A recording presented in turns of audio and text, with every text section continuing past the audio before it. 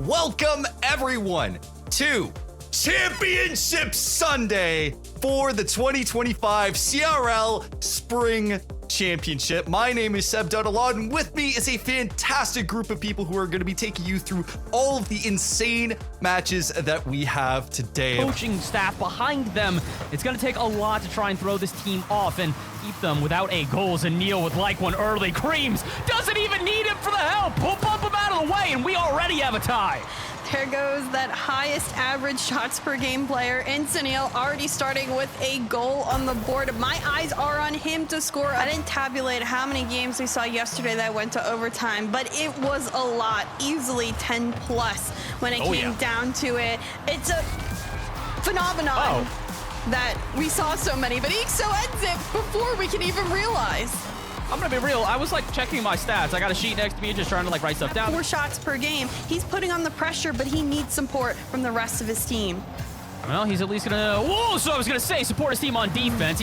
Back up on it, Hockey in midfield. Zanil, the follow-up will take it into the corner, gets a demo, and a double demo as well. Open net and Creams to clean it right up. Point as maybe they're gonna go from a mistake to a highlight reel play. Shot on target, not in. Speed will make the save, but the pass out center catches him off guard. He's got a player downfield that's chasing. Does he recognize that to turn it into a shot? He tried, but it's off target. The follow-up is not, and Ixo to clean it up. That's the first goal of Maryville. Yeah, great work. Speed initially going for the bump or demo. Zanil going for the squishy save, and I think that's the only problem coming from Maryville still nonetheless, as Northwood has struggled to get out of their half. In the corner, Speed beats everyone, just controls it, gets the little give and go himself, and Maryville extends further. The semifinal format would certainly make the statement. Northwood starting off now with Creams. Upfield, has the flip, has the reset, puts it on through, and there's series. That's how you're able to be the best of the best. And if we keep seeing the pendulum swing, one team will eventually have to get on top. What was that from Knight? All right, okay, so we're starting to see at least a little bit more of the pendulum swing, but maybe in favor of Maryville. Goodness, the power. It's stuck in the corner. Ixo lurking, has the boost to work with, but a great challenge by Hockey won't allow them to get out of the defensive zone. Clean up here for Hockey in midfield, and just like that, Northwood extends even further. Ford defends against this one. Speed drops in mid, and you know what? No one's there to clean it up. It's deflected, it's on in, and Creams adds yet another to the scoreboard. Prevent them from getting there, and Creams in particular is still cooking. First aerial play, and he takes it the entirety of the pitch and gives up a goal on the other end. What happened here? The transition. That might have frazzled Maryville a little bit. A bit of an odd double commit and a team bump there will prevent them from launching into a counterattack, and if maybe a Hockey a shot on target. No, he'll fake it out, and Creams will go for the 50. He'll go for a fake as well. Very low on shots for this game. 3 to Northwood, only 2 to Maryville. It has been a chess match as both teams are preparing for something big, but when it comes time for the checkmate, they can't find it until Speed. The flip reset after the demo that opens the net, and the lead for Maryville. Speed has been so quiet for a majority of the day, and at some points... Back out center. Creams is there, denied by Ixo. Zanil, one last attempt to pass out center. The shot not on target. Creams has to keep this up, and he will. Calm and collected. One last approach. Pass out center. Where's the shot? Denied again. Back out to mid. Zanil demoed, and that's it. Maryville, for the second series in a row, gets the upset and a bid to the grand finals. Themselves multiple open wins. It is Northwood who have now been eliminated, and this team, oh my goodness, in St. Clair. The problem is this man elevates every time we get into playoffs. Crispy is so at home in the midfields, being as aggressive as possible as that first man, looking for those transition shots. It redirects cross pitch. Shy looks for the demo. Seamas dangerous, gets the flip, good at 50 over 1, hands it straight to Helix. Not gonna be able to go in. Finally, Helix will be there to convert. That went everywhere. Don't seem frazzled by anything. Even here, I would think they'd be prepared. But actually... And so much commitment from St. Clair means the transition already for Concord that will not be stopped. Helix with the dime to make this 3-1. That's a good 50 from Helix, and he's got Crispy as an option. He doesn't even need him. He's going to sky flick that one and almost be able to get it in. St. Clair, but it still does feel like they're at the whim of their opponents and need to find a way to confidently get some goals. That would do a lot for them, and it's off the bar. Sai, though, a chance here, if not for Samas, just literally pre-jumping him off the ceiling. But shot on target and in. Finally, St. Clair flexing those mechanics. This is where St. Clair excels. Just outmake your opponent, outread your opponent, and Sai will do just that to tie this up. If ever there was an example of just peak midfield control from a team, this would be it. But same can be said for cross-pitch passes. St. Clair at 17 seconds secure a lead. Dude, I was looking at Jazzy like, what are you going to do on 0 boost? You're going to get it towards you, and he's going to... This is such a shaky and nerve-wracking affair for St. Clair.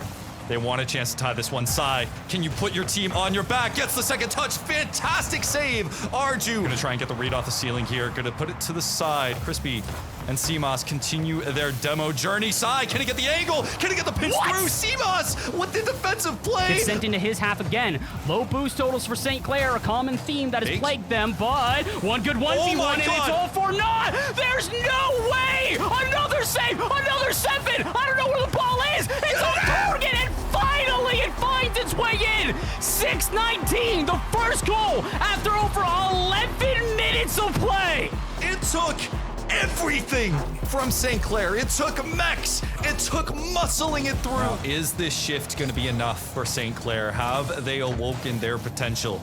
I feel like, I don't know, I feel like we're looking at it, we're just waiting for this team to show up, waiting to... All right. No. And the crowd went silent. Everyone saw that crossbar ping. We're like, put this one on. Arju will be able to get the cleanup as well. That one was left in the open way too long.